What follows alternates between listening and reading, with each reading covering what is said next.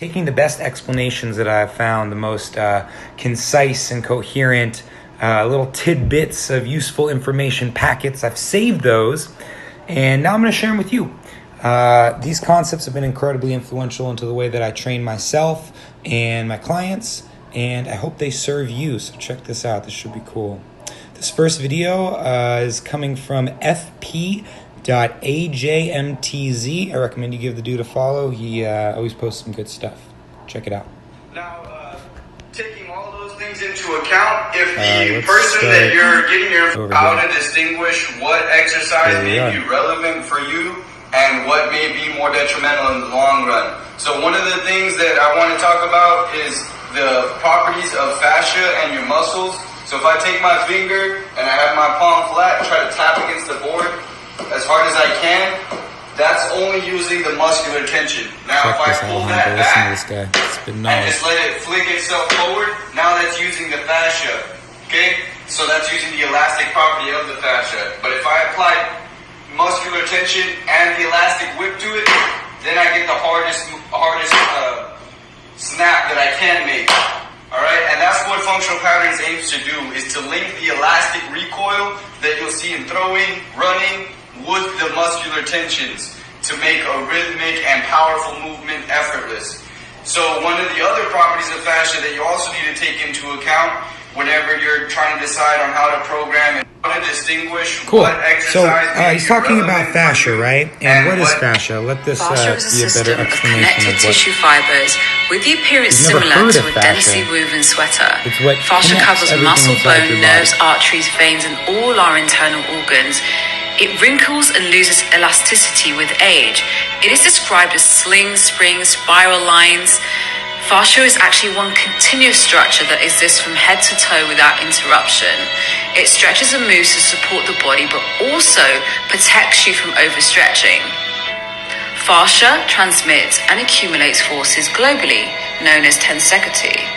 This three-dimensional tensegrity structure is similar to a spider that is... So, talking about fascia and the way that fascia plays into our biomechanics, this is just an interesting thing to consider, guys. Humans have a tendency to dissect, for lack of a better word. We take a thing, which is a totality, and we cut it into pieces, and we give labels to those pieces. It's just the way that we understand reality.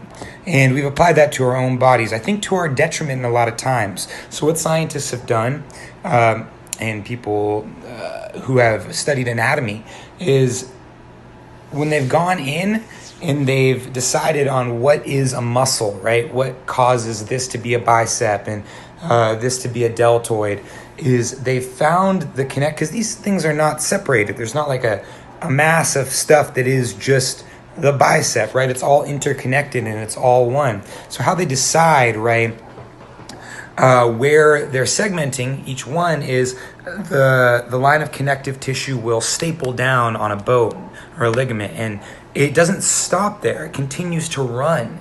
But at that connection, they'll cut the connection. So at that connection, they'll cut the connection, and they'll say that's a segment, right? What's interesting about anatomy trains, which a lot of the functional patterns people are drawing from, is they have a different way of mapping the body. So instead of cutting at that segmentation where it would connect to the bone, they would cut underneath it and then follow that line of tension all the way through the body. Now, my understanding of this is all very superficial, but I can feel it, right? And just having this conception kind of definitely aids in your training. Is this property of plasticity of the fascia. So, just like a plastic bag, fascia can be stretched to the point where it won't recoil anymore if you hold poses for extended amounts of time or stretches for extended amounts of time. Now you can see I've manipulated the bag here to where this is being stretched and it's no longer going back.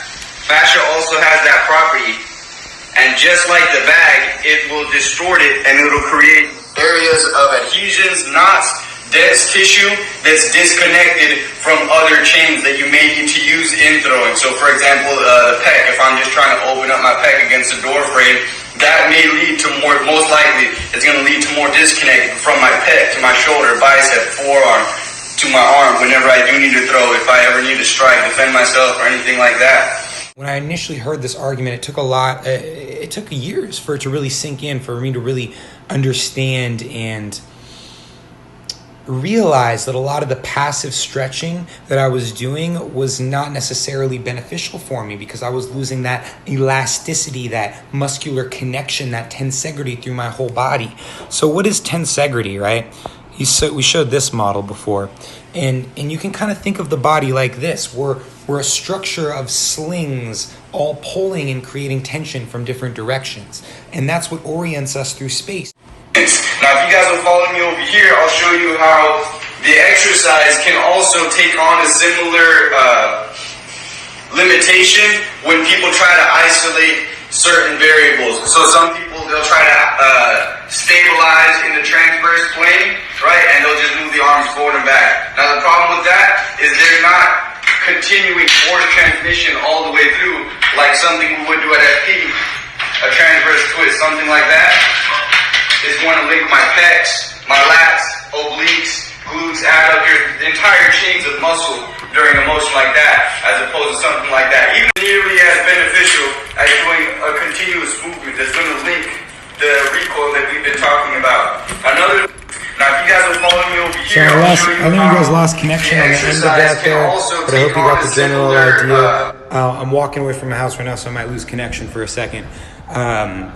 But it's really fascinating stuff, right? The idea that the body should be integrated, and that maybe segmenting particular parts of the body is actually disconnecting from the totality. So I definitely think it's something all trainers should be considering. The movement properly pursued is an endless wormhole of humility, and I really believe that. But let's keep sharing this good stuff, and we'll see if we get cut off. Sensations in the fascia, in the spine, in various areas that will probably lead to pain and discomfort in the long run. So, for you guys to help figure out what's relevant, you want to take into account the fascia. How is this going to relate to my fascia? Is this going to teach it to recoil? Is it going to teach it to actually absorb and redistribute tension through chains of muscle? Or is it going to isolate sensations in the fascia? Now, taking all those things into account, if the person that you're getting your information from, the system, whatever you're looking at to try and decide how to work on your body doesn't have results that they can showcase somebody moving better with less pain, their posture improved, the efficiency of their movement has improved, then most likely that system isn't going to be able to do anything for you like a system that can produce some results in that form. So hope you guys like. And this is just another video demonstrating the interconnectivity of everything in the body, right? The way you move one thing and it ripples throughout everything. It's a complex system. And this is what's drawing me to want to be a personal trainer and move away from the group classes, is really the opportunity to apply what I've learned and my understandings to individuals and their unique biomechanical needs, to see if we can't like correct dysfunction. That's such a fascinating concept to me, the idea of like each person is an individual problem, and a problem of complexity beyond what 99% of personal trainers want to admit. This final one that I'm going to show you guys real quick is just an illustration of how these fascial lines of tension actually appear in the body. So what does it actually look like, and how do they actually run? Well, one thing that's important to know is they run from left to right. So from left leg to right arm, from right arm to left leg. If I said that right, might have mixed it up. A lot of spiral patterns, a lot of cross patterns. So I'll show you guys this video here. And you can just, and if you want to know more on this, again, check out Functional Patterns, check out Anatomy Trains. What up, Justin? What's good, bro? Just out here trying to lace the people with some info, some knowledge. What makes training functional is this idea of training around gait cycle, around training for what we're evolutionarily evolved to do, which is primarily walk, run, and throw. And how focusing on walking and running and throwing can be advantageous for whatever areas of training whatever dimensions of movement you might want to explore. I'll put it like that. Anyway, my friends, I'm on the road right now, so I should get off the live. I wanted to share that with you guys.